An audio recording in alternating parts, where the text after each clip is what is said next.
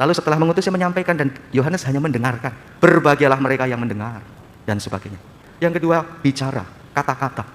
Yohanes tidak melihat, tapi mendengar apa yang dibicarakan, yang dipesan, yang dikatakan. Ini loh, orang buta melihat, orang lumpuh berjalan, orang tuli mendengar, orang mati dibangkitkan, melakukan perwartaan dalam bicara. Dan yang ketiga adalah, orang kalau melihat orang ini seperti apa, lihat saja dari apa yang ia buat. Kalau yang dibuat kasar, menyakitkan, hal yang jahat, pasti berasal bukan dari roh baik. Tapi kalau yang dibuat adalah kebaikan, menolong, adalah sesuatu yang baik, sumbernya dari roh baik kemungkinan. Maka kalau kita melihat orang itu, tidak cukup dari apa yang dikatakan. Lihat juga dari apa yang dilakukannya, yang dibuat. Yohanes punya pengikut, kita tahu bersama dan yakin. Yesus punya pengikut, dan kita tahu bersama. Apakah pengikut-pengikut itu sangat fanatik sehingga mereka saling bersaing dan membenci satu sama lain, saling menjatuhkan? Saya rasa tidak, tergantung roh apa yang menggerakkan. Apakah roh kebaikan? Kalau hadir roh kebaikan, mendengar tindakan kebaikan yang dilakukan, pasti juga akan turut bersukacita dan bersyukur. Tiada yang kubanggakan selain salib Tuhan kita Yesus Kristus. Karena Dia, dunia tersalib bagiku, dan aku bagi dunia. Dalam nama Bapa dan Putera dan Roh Kudus. Tuhan sertamu. Saudari-saudara, selamat pagi. Hari ini gereja merayakan peringatan wajib Santo Yohanes dari Salib, imam dan pujangga gereja yang hidup tahun 1542 sampai 1591. Yohanes lahir tahun 1542 di Pontevedra, Spanyol. Setelah ayahnya meninggal, ia dibawa ibunya ke Medina del Campo dan sekolah sambil bekerja di rumah sakit. Tahun 1563, ia masuk Ordo Karmel dan belajar filsafat dan teologi di Salamanca. Beberapa waktu setelah ditabiskan imam, ia sempat bertemu dengan Santa Teresia dari Avila, teman seperjuangan dalam usaha pembaruan Ordo Karmel. Karya pembaruan Ordo itu ternyata menjadi salib hidup baginya.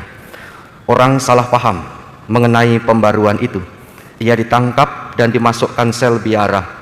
Dalam kesunyian selnya, ia menulis pandangan rohaninya.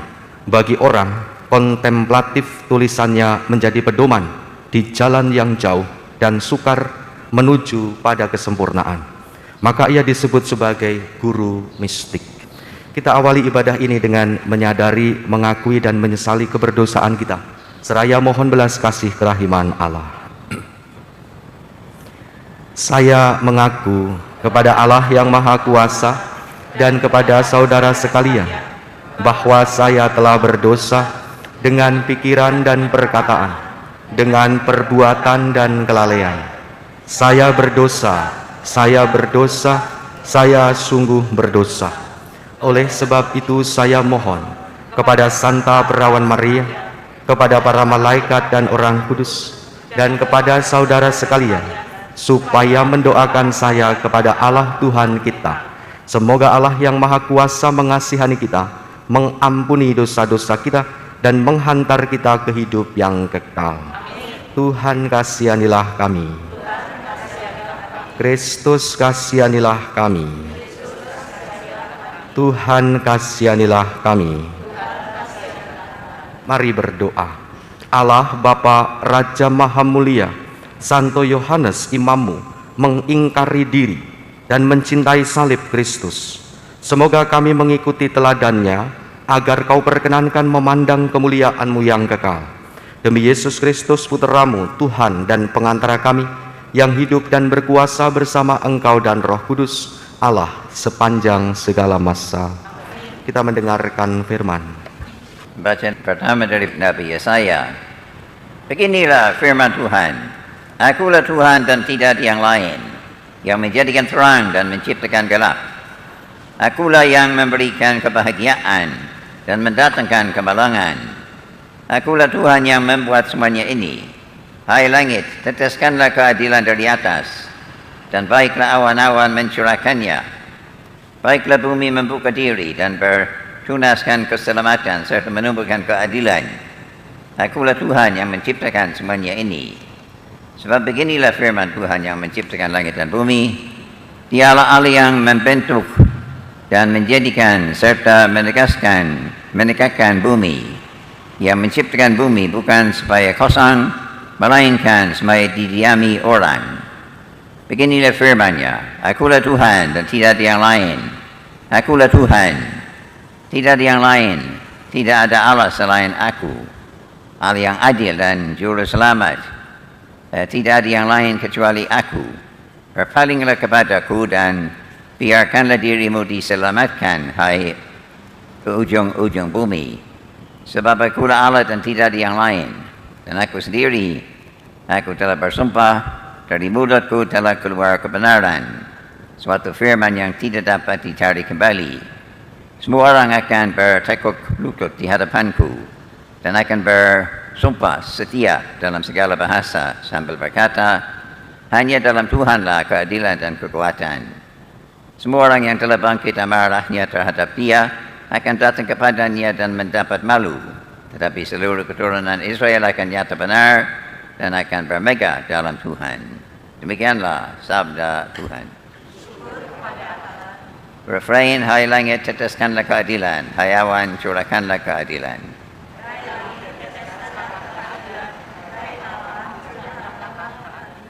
Aku ingin mendengar apa yang hendak difirmankan Allah. Bukankah Ia hendak berbicara tentang damai kepada umatnya dan kepada orang-orang yang dikasihinya? Sungguh keselamatan dari Tuhan dekat pada orang-orang takwa dan kemuliaannya diam di negeri kita. Refrain.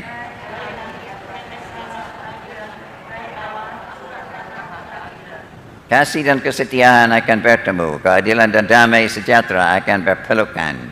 Kesetiaan akan tumbuh dari bumi dan keadilan akan merunduk dari langit. Refrain.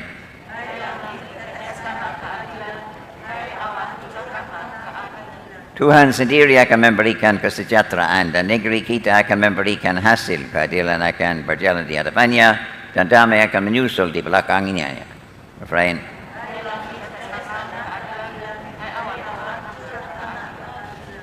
Haleluya. Nyaringkanlah suaramu, hai pembawa kabar baik. Lihat, Tuhan akan datang dengan kekuatan.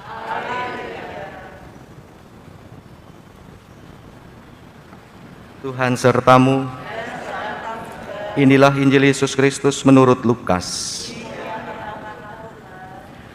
Yohanes memanggil 2 orang muridnya dan menyuruh mereka bertanya kepada Yesus, Tuankah yang ditunggu kedatangannya, atau haruskah kami menantikan orang lain? Ketika kedua orang itu sampai kepada Yesus, mereka berkata, Yohanes Pembaptis menyuruh kami bertanya, Tuankah yang ditunggu kedatangannya, atau haruskah kami menantikan seorang lain? Pada saat itu Yesus sedang menyembuhkan banyak orang dari segala penyakit dan penderitaan, dan dari roh-roh jahat. Dan Ia mengaruniakan penglihatan kepada banyak orang buta. Maka Yesus menjawab, pergilah dan katakanlah kepada Yohanes, apa yang kalian lihat dan kalian dengar. Orang buta melihat, orang lumpuh berjalan, orang kusta menjadi tahir, orang tuli mendengar, orang mati dibangkitkan. Dan kepada orang miskin diberitakan kabar baik. Dan berbahagialah orang yang tidak menjadi kecewa dan menolak Aku. Demikianlah sabda Tuhan.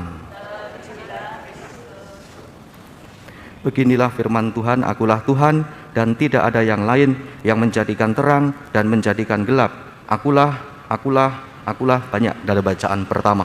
Intinya bacaan pertama bicara tentang diri yang ilahi. Allah sendiri yang menyatakan dirinya, siapakah Ia sebenarnya. Dan dalam bacaan Injil, siapa Allah itu diwujudkan dalam tindakan baik melalui orang-orang pilihannya, melalui utusannya, yaitu Yesus dan Yohanes Pembaptis. 2 tokoh besar ini umurnya hampir bersamaan. Kita ingat ketika orang tuanya sama-sama mengandung. Ketika malaikat mengunjungi Maria Immaculata, dikandung tanpa noda dosa, apa yang dikatakan malaikat? Saudaramu Elizabeth yang disebut mandul itu, inilah bulan yang keberapa? Yang ke-6 baginya. Berarti umurnya 6 bulan selisihnya. Maka Yohanes Pembaptis dengan Yesus tidak jauh-jauh usianya. Mereka hidup sejaman dalam hidup satu generasi. Hanya Yohanes Pembaptis yang lahir lebih dahulu dan berkarya lebih dahulu, yang menyiapkan jalan bagi Yesus. Bacaan Injil yang kita dengar adalah waktunya yang berbeda. Periode Yohanes Pembaptis dalam berkarya sudah hampir selesai, dia sekarang di penjara. Dan yang tampil kemudian adalah Yesus dalam melakukan kebaikan-kebaikan yang kita dengar. Pada saat itu Yesus sedang menyembuhkan banyak orang dari segala penyakit dan penderitaan, dan roh-roh jahat sedang melakukan karya setelah Yohanes ditangkap dan dipenjara. Ia mengaruniakan penglihatan kepada banyak orang buta. Pergilah dan katakanlah kepada Yohanes apa yang kalian lihat dan kalian dengar. Orang buta melihat, orang lumpuh berjalan, orang kusta menjadi tahir, orang tuli mendengar, orang mati dibangkitkan. Banyak karya-karya Yesus, kebaikan yang ditunjukkan, yang diwujudkan sebagai bukti tanda penyertaan yang mengutusnya Allah yang hadir itu. Lalu kita bisa bertanya dalam refleksi iman. Yohanes kan tampil lebih dahulu ini. Pengikutnya banyak dan seorang tokoh besar. Apakah ia tidak iri melihat setelah ia di penjara, lalu kemudian ada orang yang terdengar dari dalam penjara? Kok dia bisa melakukan ini, melakukan itu, berbuat banyak hal? Yohanes memanggil 2 orang muridnya dan menyuruh mereka bertanya pada Yesus tentu saja, "Tuan, kah yang ditunggu kedatangannya? Atau haruskah kami menantikan orang lain?" Saudari-saudara yang terkasih, yang berikutnya saya ingin menawarkan soal mendengarkan, berbicara, dan melakukan. Itu salah satu cara perwujudan pewartaan. Mendengarkan itu juga salah satu cara, bagian dari pewartaan. 2 orang murid diutus oleh Yohanes karena dia tidak bisa melihat. Posisinya dia ada di penjara, maka diutus hanya ingin mendengarkan. Mendengarkan bagian dari salah satu bagian dari pewartaan. Maka jangan menyepelekan atau terlalu menganggap enteng mendengarkan. Saya teringat Monsinyur Haryo, Kardinal atau Bapak Uskup Jakarta. Seringkali umat Katolik tidak ingin ikut-ikutan seperti orang Kristen ketika mendengarkan firman lalu membuka Alkitab lalu membaca bersama dan sebagainya. Padahal mendengarkan itu adalah tindakan aktif, bukan pasif, aktif. Menghidupkan, mengaktifkan audio, bukan hanya visual. Cara mengaktifkan pendengaran, 2 telinga juga. Yohanes mengutus 2 murid untuk tanya pada Yesus, tolong dengarkan apa yang Yesus, yang sang utusan itu katakan. Lalu setelah mengutusnya menyampaikan dan Yohanes hanya mendengarkan. Berbahagialah mereka yang mendengar dan sebagainya. Yang pertama. Yang kedua, bicara, kata-kata. Yohanes tidak melihat, tapi mendengar apa yang dibicarakan, yang dipesan. Yang dikatakan ini loh, orang buta melihat, orang lumpuh berjalan, orang tuli mendengar, orang mati dibangkitkan. Melakukan perwartaan dalam bicara. Dan yang ketiga adalah orang kalau melihat orang ini seperti apa, lihat saja dari apa yang ia buat. Kalau yang dibuat kasar, yang dibuat menyakitkan, yang dibuat adalah hal yang jahat, pasti berasal bukan dari roh baik. Tapi kalau yang dibuat adalah kebaikan, yang dibuat adalah menolong, yang dibuat adalah sesuatu yang baik, sumbernya dari roh baik kemungkinan. Maka kalau kita melihat orang itu, tidak cukup dari apa yang dikatakan, lihat juga dari apa yang dilakukannya, yang dibuat. Yohanes punya pengikut, kita tahu bersama dan yakin. Yesus punya pengikut, dan kita tahu bersama. Apakah pengikut-pengikut itu sangat fanatik sehingga mereka saling bersaing dan membenci satu sama lain, saling menjatuhkan? Saya rasa tidak. Tergantung roh apa yang menggerakkan. Apakah roh kebaikan? Kalau hadir roh kebaikan, mendengar tindakan kebaikan yang dilakukan, pasti juga akan turut bersukacita dan bersyukur. Terpujilah Engkau Tuhan Allah semesta alam, sebab dari kemurahan-Mu kami menerima roti yang kami persembahkan kepadamu, hasil bumi dan usaha manusia, yang bagi kami akan menjadi roti kehidupan.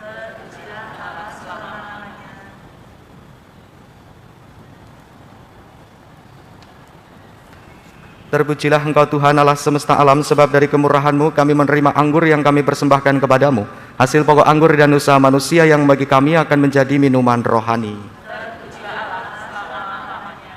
Rendah hati dan tulus.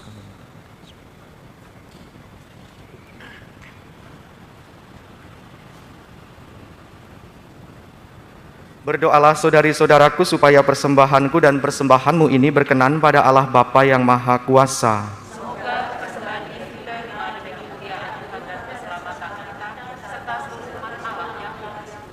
Amin. Allah Bapa yang Maha Kuasa dan Kekal, pandanglah kiranya persembahan yang kami hunjukkan pada peringatan Santo Yohanes Salib Imamu. Semoga penderitaan Kristus yang kami kenangkan juga kami hayati dalam perbuatan, demi Kristus Tuhan dan pengantara kami. Tuhan sertamu. Mari mengarahkan hati kepada Tuhan. Mari kita bersyukur kepada Tuhan Allah kita.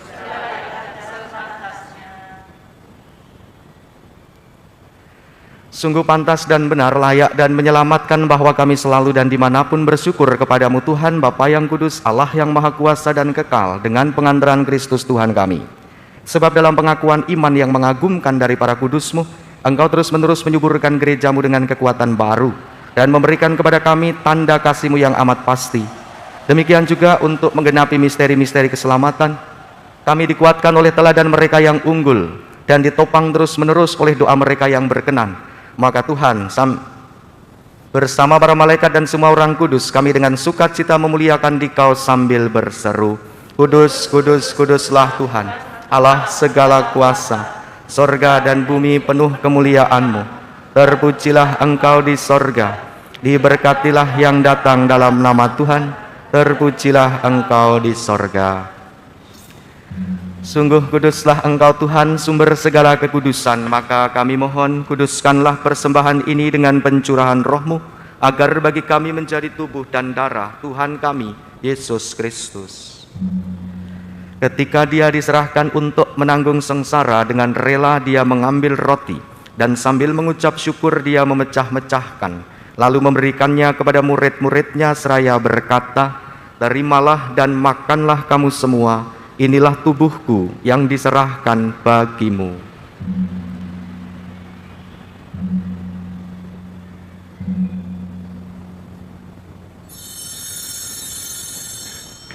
Demikian pula sesudah perjamuan Dia mengambil piala. Sekali lagi Dia mengucap syukur kepadamu, memberikannya kepada murid-murid-Nya seraya berkata, Terimalah dan minumlah kamu semua, inilah piala darahku, darah perjanjian baru dan kekal, yang ditumpahkan bagimu dan bagi semua orang demi pengampunan dosa. Lakukanlah ini sebagai kenangan akan daku.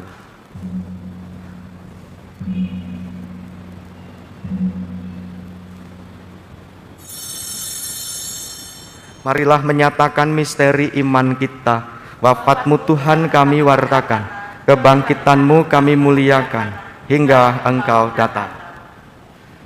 Saudari-saudaraku, lihatlah anak domba Allah, lihatlah Dia yang menghapus dosa dunia.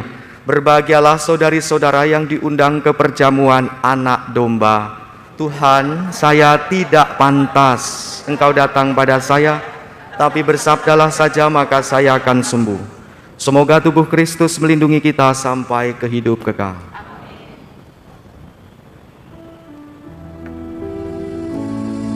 Barang siapa ingin menjadi muridku, hendaklah ia menyangkal diri, memanggul salibnya, dan mengikuti aku. Mari berdoa.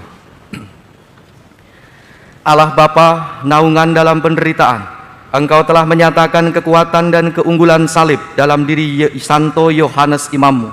Semoga kami dikuatkan kurban salib itu, sehingga kami bersatu dengan Kristus dan bekerja guna keselamatan semua orang. Demi Kristus Tuhan dan pengantara kami. Tuhan sertamu. Semoga kita semua diberkati oleh Allah yang Maha Kuasa, Bapa dan Putera dan Roh Kudus. Saudari-saudara, perayaan Ekaristi sudah selesai. Pergilah, kita diutus. Terima kasih.